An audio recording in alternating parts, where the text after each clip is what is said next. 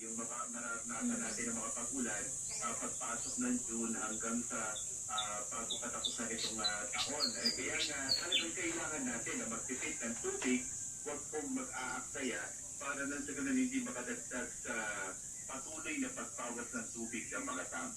Ako sa nagas ng Jerry sa Radio DCOLB, dapat totoo. Bongbong Marcos, para sa paggunita ng araw ng kagitingan doon po yan sa Bataan, Manny Vargas.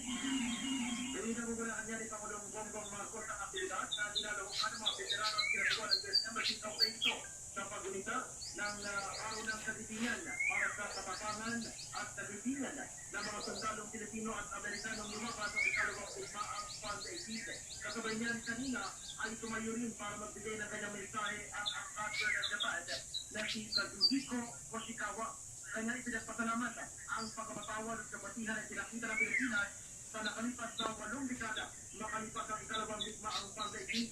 Bahagi na ito ng mensahe na kinabot ng ambassador sa pagunita ng araw ng kagitingan sa Mount Kamat, Cedar, Bataan.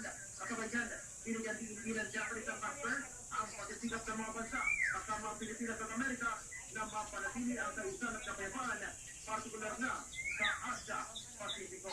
Sa mga sandaling ito, kinatawa naman mula sa US Embassy ang nagbibigay ng kanilang mensahe. Ako si Manny Vargas.